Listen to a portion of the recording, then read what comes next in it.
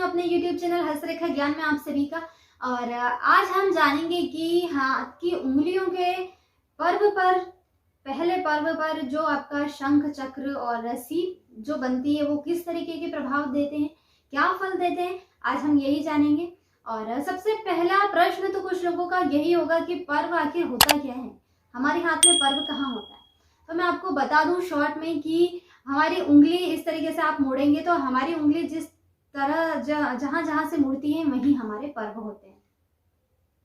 अब आप कुछ लोगों का ये भी है कि नीचे से पर्व को गिनते हैं कि पर्व को गिनना कहाँ से है। तो आपका जो उंगली का जो पहला हिस्सा है, आपकी उंगली 3 हिस्सों में बटी हुई है। बहुत ही मुश्किल है कि किसी की 4 हिस्सों में बटी होती है। तो आपकी 3 हिस्सों में बटी हुई है, तो आपका जो पहला वाला जो हिस्सा है वो पहला पर्व कहलाता है। उसी के ठीक नीचे दूसरा पर्व और उसी के ठीक नीचे तीसरा पर्व होता है। तो इस तरीके से आप पर्व को डिवाइड करेंगे। तो इन्हीं पर्व पर बनने वाले शंख चक्र और सीप किस तरीके के प्रभाव देते हैं, आज हम यही जानने वाले हैं। तो चलिए शुरू करते हैं वीडियो। प्रथम पर्व में आपको कुछ आकृतियां नजर आएंगी जो 3 तरीके से आपको दिखाई देंगी। शंख हो सकता है, चक्र हो सकता है, सीप। तो ये 3 आकृतियां आपको प्रथम पर्व में नजर आएंगी। तो ये आकृतियां दिखाई कैसे देती हैं, चलिए देखते हैं। पहले आकृति जो आपको कुछ इस तरीके से चक्र के समान गोल गोल नजर आएंगी इस तरीके से, और जिसे हम कहते हैं चक्र। अगर इस तरीके की आकृति आपके प्रथम पर्व में हो तो हम उसे कहेंगे कि चक्र की आकृति बन रही है। दूसरी हम देखते हैं कुछ इस तरीके से, जो एक ही दिशा में आपको इस तरीके से होती हुई नजर आएगी, जिसे हम कहते हैं शंख। इस आकृति को हम शंख कहते हैं। और तीसरी आकृति आपको कुछ इस तरीके से नजर आएगी, कुछ उठी हुई सी इस तरीके से आपको कुछ आकृति नजर आएगी, जिसे हम कहते हैं सीप। ये आपका आकृति जो सीप की आकृति होती है थोड़ी उठी हुई नजर आएगी। जैसे कि आपने समुद्र में आपने कभी सीप देखी हो तो वो इसी तरीके से उठी हुई होती हैं। तो हमको ये देखना है कि ये जो 3 आकृतियां हैं ये हमारे हाथ में किस तरीके का फल देती हैं। आपको एक बात याद रखनी है कि जिस भी उंगली पर आपको शुभ या अशुभ चिन्ह आपको दिखते हैं तो उसी उंगली के नीचे जो भी पर्वत होता है उनके प्रभाव को वो बढ़ा देगा या कम कर देगा। और जो भी पर्वत है वो जिस तरह से कनेक्टेड होगा, जिस ग्रह से कनेक्टेड होगा, उसका प्रभाव उस व्यक्ति के अंदर बढ़ जाएगा। चाहे वो प्रभाव अच्छा हो या बुरा हो, उसमें आपको वृद्धि नज़र जरूर आएगी। तो उसके लिए आपको पहले तो ये पता होना चाहिए कि कौन से ग्रह का किस तरीके का नेचर होता है, तभी हम पता कर पाएंगे कि कौन सा ग्रह हमें अच्छे प्रभाव दे रहा है, हमारे जीवन में अच्छे प्रभाव दे रहा है या बुरे प्रभाव दे रहा है।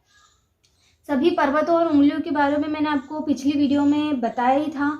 तो अगर आपने मेरी वो वीडियो नहीं देखी है तो प्लीज़ जाकर देखिए, जिससे आपको सभी पर्वत और सभी उंगलियों और सभी राशियों की जानकारी आपको मिल सके। तो पहले तो मैं आपको एक बार और उंगलियों के नाम बता देती हूँ, जिससे आपको कन्फ्यूज़न ना हो। तो ये जो पहली उंगली होती है हमारी तर्जनी उंगली होती है। दूसरी जो हमारी उंगली होती है जिसे हम मध्यमा कहते हैं, और तीसरी उंगली जिसे रिंग फिंगर भी कहते हैं और अनामिका भी कहते हैं। चौथी और सबसे छोटी उंगली जिसे हम कनिष्ठा कहते हैं, और ये हमारा अंगुष्ठ होता है या अंगूठा।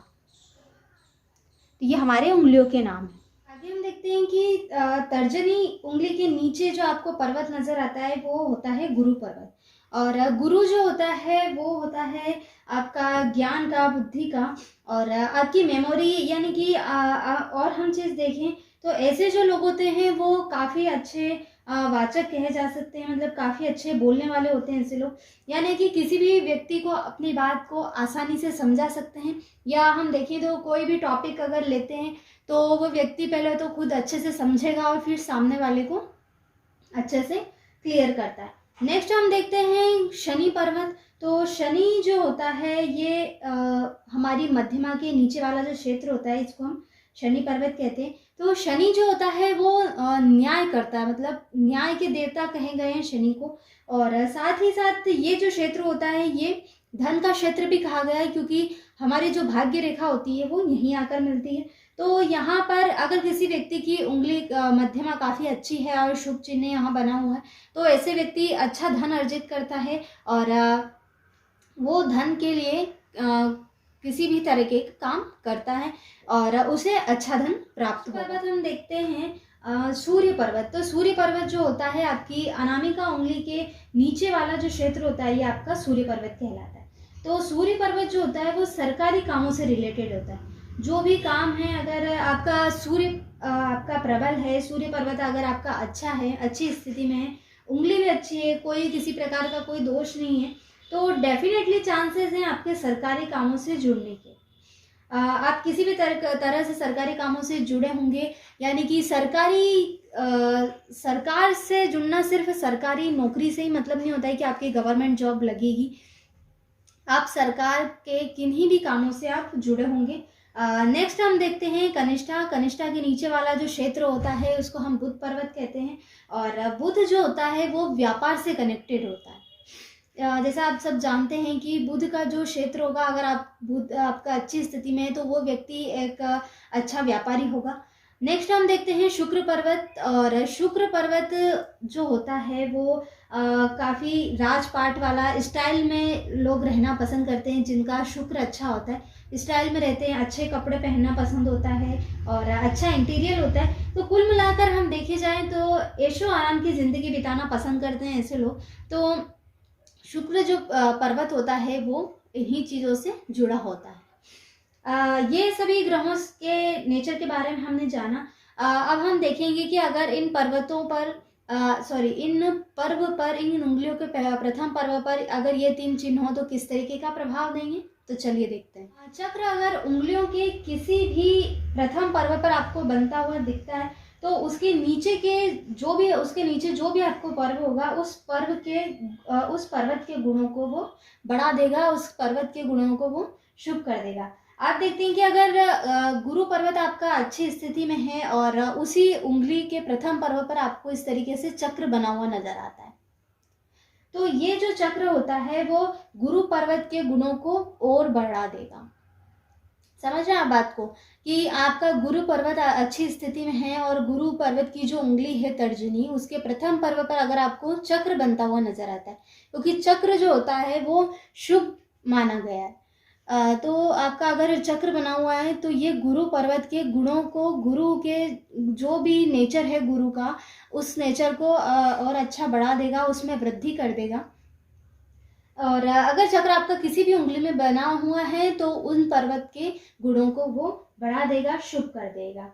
या हम ये भी कह सकते हैं कि जिन उंगलियों में चक्र होते हैं उस स्थिति में वो पर्वत भी अच्छी स्थिति में ही आपको दिखाई देंगे। यानी कि अगर आपका जिस भी उंगली में आपका चक्र बना हुआ है, उस उंगली का जो पर्वत होता है वो पहले से ही अच्छी स्थिति में होगा, ये हम कह सकते हैं। और अगर शंख है तो उस स्थिति में भी पर्वत आपको काफ़ी अच्छी स्थिति में ही नजर आएंगे। लेकिन अगर आपके जिस भी उंगली पर आपको सीप दिखाई दे तो हम ये कह सकते हैं कि उस उंगलियों की जो भी स्थिति बनती है वो आपको काफ़ी अच्छी स्थिति नहीं दिखाई देगी। तो चक्र और शंख जो होते हैं वो शुभ चिन्ह माने गए हैं और सीप को अशुभ चिन्ह तो नहीं कह सकते, लेकिन उनके जो प्रभाव हैं वो कम होते हैं। उंगली में चक्र हो तो वो गुरु के जो गुण होते हैं उनको बढ़ा देगा। अगर मध्यमा के प्रथम पर्व पर आपको यहाँ चक्र नजर आता है तो वो शनि के गुणों में वृद्धि कर देगा। नेक्स्ट हम देखते हैं कि अगर अनामिका के प्रथम पर्व पर आपको चक्र नजर आता है तो ये सूर्य के जो गुण होते हैं उसमें बढ़ोतरी कर देगा। तीसरा हम देखते हैं कि अगर कनिष्ठा के प्रथम पर्व पर आपको चक्र नजर आ रहा है तो वो बुध के नेचर में आपको वृद्धि करता हुआ दिखाई देगा। चौथा हम देखते हैं कि अगर अंगूठा में आपको चक्र नजर आता है तो अंगूठा जो है वो शुक्र पर्वत से जुड़ा हुआ है, तो वो शुक्र के गुणों में आपको वृद्धि कर देगा। आगे हम देखते हैं कि अगली उंगली में अगर चक्र का होना विशेष, वैसे तो उंगलियों में जो है चक्र होना विशेष शुभ माना गया है। किसी के हाथों में आपको 2-2 चक्र भी नजर आएंगे, यानी कि एक आपको ऊपर की तरफ नजर आएगा और एक आपको नीचे की तरफ नजर आएगा। यानी कि ये जैसे हम मान लेते हैं कि ये प्रथम पर्व है हमारा, और इस पर्व पर आपको एक ऊपर की तरफ चक्र नज़र आ रहा है और एक आपको यहाँ नीचे की तरफ चक्र नज़र आ रहा है। इस तरीके से ये 2 चक्र हो गए, एक ही पर्व पर 2 चक्र बने हुए। तो ऐसी स्थिति में इसको शुभ नहीं माना जाता है, क्योंकि हाथों के प्रथम पर्व पर 2 चक्र होना शुभ नहीं माना जाता है। ये आपको अशुभ फल ही देंगे। अगर आपके हाथों में 10 उंगलियों में, 10 मतलब आपके दोनों हाथों में 10 उंगलियों में चक्र हो तो उसको हम काफ़ी शुभ मानेंगे। अगर आपके हाथों में 7 से 8 अगर चक्र हैं उंगलियों में, तब भी ये स्थिति आपको शुभ मानी जाएगी। आपको बस ये याद रखना है कि अगर आपके हाथ में 2 चक्र दिखाई दे रहे हैं तो ये इसको शुभ नहीं मानते हैं। नेक्स्ट हम सीप को देखते हैं कि सीप की बात करें तो सीप आपको इस तरीके से उठी हुई नज़र आएगी, इस तरीके से आपके हाथों में बनती हुई नज़र आएगी। तो सीप जो होता है उसको अशुभ माना जाता है। अशुभ तो नहीं कह सकते हैं, क्योंकि ये जो फल देगा ये उस जिस भी उंगली पर बना होगा उसके ग्रहों में वृद्धि नहीं कर पाएगा। मतलब उसके ग्रह जो होते हैं उनके प्रभाव में वृद्धि नहीं कर पाएगा, रुकावट करेगा, इसलिए हम उसको अशुभ कहते हैं। लेकिन अगर आपकी सभी उंगलियों में सीप बना हुआ होता है तो ऐसा व्यक्ति जो है वो अपना प्रभाव नहीं छोड़ पाता, किसी के भी सामने अपनी बात नहीं रख पाता, किसी को भी अपनी बात समझा नहीं पाता, या उस व्यक्ति की कोई वैल्यू नहीं होती, ये कह सकते। तो मतलब अगर आपके हाथ में भी ऐसी सीप बनी हुई है सभी हाथों में, तो मतलब ये कह सकते हैं कि आपका प्रभाव इतना नहीं होगा। आगे हम देखते हैं कि जिस भी उंगली में जो चिन्ह बना होता है उस स्थान पर उस ग्रह की वृद्धि और कमी होने का फल ही हमको कहना चाहिए। जैसे कि हम एग्जाम्पल एक ले लेते हैं कि देखते हैं कि आपकी जो मध्यमा है उसमें आपका चक्र बना हुआ है और अनामिका है उसमें आपका सीप बना हुआ है, इस तरीके से। तो हमको ये देखना होगा कि मध्यमा में चक्र बना हुआ है तो उससे उस शनि पर्वत की जो गुण होंगे उसमें तो बढ़ोतरी होगी। जैसे उस व्यक्ति को धन तो अधिक मिलेगा ही, क्योंकि शनि पर्वत की स्थिति, और आपको धन तो उनको मिलेगा ही, लेकिन आपको साथ में शनि पर्वत की स्थिति, उंगली, शुभ अशुभ चिन्हों को देखते हुए आपको बोलना है। और दूसरी चीज फिर अगर आपकी अनामिका जो है उस पर आपका सीप बना हुआ है तो आपके सूर्य के गुणों में कमी कर देगा, यानी कि आप प्रसिद्धि में मतलब कह सकते हैं कि ज़्यादा लोग उन्हें जानेंगे नहीं, पैसा तो खूब है पर प्रसिद्धि नहीं। तो इस तरीके से आपको फल देखना चाहिए और कहना चाहिए, सभी स्थितियों को देखते हुए ही आपको फल कहना चाहिए, नहीं तो आपका जो एनालिसिस है वो गलत होगा। आज हमने पर्व से जुड़ी हुई चीज़ों को जाना है, और अगर आपको ये इन्फॉर्मेशन पसंद आई हो तो प्लीज़ लाइक कीजिए, शेयर कीजिए, और अगर आप मेरे चैनल पर न्यू हैं तो सब्सक्राइब कीजिए, बेल आइकन को प्रेस करना ना भूलें जिससे नोटिफिकेशन आप तक जल्दी पहुंच सके। तो मिलेंगे नेक्स्ट वीडियो में एक अच्छे टॉपिक के साथ, एक अच्छी इन्फॉर्मेशन के साथ। आई होप आपको ये टॉपिक, ये इन्फॉर्मेशन भी अच्छी लगी होगी। तो मिलेंगे नेक्स्ट वीडियो में, तब तक अपना ध्यान रखिए। धन्यवाद।